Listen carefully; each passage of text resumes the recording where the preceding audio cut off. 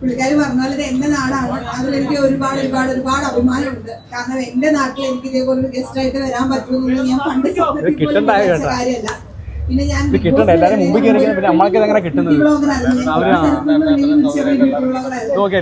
Alpha skin and hair ക്ലിനിക്കിലാണ് എനിക്ക് guest ആയിട്ട് വരാൻ പറ്റിയെന്നുള്ളത് വലിയ അഭിമാനമാണ്. പിന്നെ എല്ലാവിധ ആശംസകളും ഇവർക്ക്. എത്രയുള്ളൂ. ചെറിയ വാക്കുകളിൽ ഞങ്ങൾ സംസാരിക്കുമെന്ന് പ്രതീക്ഷിച്ചില്ല. എല്ലാവരോടും ഒരുപാട് എനർജിയായി വളരെ സ്ട്രോങ് ആയിട്ടുള്ള ഒരു ഇൻഡിപെൻഡന്റ് വുമൺ ആണ്. അപ്പൊ അതുപോലെ അല്ലെ വെറുതെ അതുപോലെ സംസാരിക്കുമെന്നാണ് ഞങ്ങൾ വിചാരിച്ചത്. പക്ഷെ ഭയങ്കര ഷോർട്ട് ആൻഡ് സിമ്പിൾ ആയി പോയി. പക്ഷെ കുഴപ്പമില്ല, ഇത് ഞങ്ങളൊന്ന് മേക്കപ്പ് ചെയ്ത് എടുക്കുന്നുണ്ട്. പക്ഷെ അതിന് മുന്നേ ഞങ്ങളുടെ ഗബ്രി ഞങ്ങളുടെ ഈ ഒരു സീസണിലെ സുന്ദരക്കുട്ടനാണ്. അപ്പൊ ഗബ്രിക്ക് എന്താ പറയാനായിട്ടുള്ളത്?